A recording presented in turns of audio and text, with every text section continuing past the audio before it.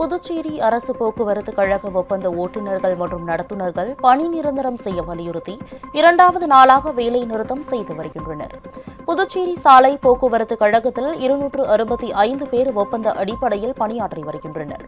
கடந்த 15 ஆண்டுகளுக்கு மேலாக பணியாற்றி வரும் இவர்கள் பணி நிரந்தரம் செய்ய வலியுறுத்தி பல கட்ட போராட்டங்கள் நடத்தி வருகின்றனர். ஆனால் அரசு இதுவரை எந்த நடவடிக்கையும் எடுக்கவில்லை. இதனால் நேற்று முதல் அவர்கள் வேலைநிறுத்த போராட்டத்தில் ஈடுபட்டுள்ளனர்.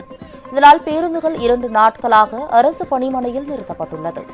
பணி நிரந்தரம் செய்யப்படும் வரை வேலைநிறுத்த போராட்டம் தொடரும் என ஒப்பந்த பணியாளர்கள் தெரிவித்துள்ளனர். வருஷமா நான் கான்ட்ராக்ட்லவே இருக்கிறோம். எங்களால் இந்த குறைந்தபட்ச ஊதியத்தை வச்சு எங்களால் குடும்பம் பண்ண முடியல.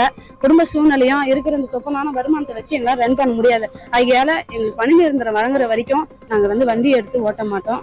நாங்க பணியில 10 ஆண்டுகளா இந்த குறைஞ்சபட்ச ஊதியம் கஷ்டப்பட்டிருக்கோம்.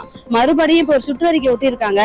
மறுபடியும் எங்களை விட ஒரு 30 ரூபாய் என்னமோ அதிகபட்சமா ஊதியம் கொடுக்குறேன்னு நாங்க பட கஷ்டத்தையும் அவங்களும் படக்கூடாதுன்னு நினைக்கிறோம். அதனால எங்களுக்கு ஃபர்ஸ்ட் பணியானை வழங்கிட்டு அவங்க நீங்க வேலைக்கு வச்சுன்னா ரொம்ப சந்தோஷம்.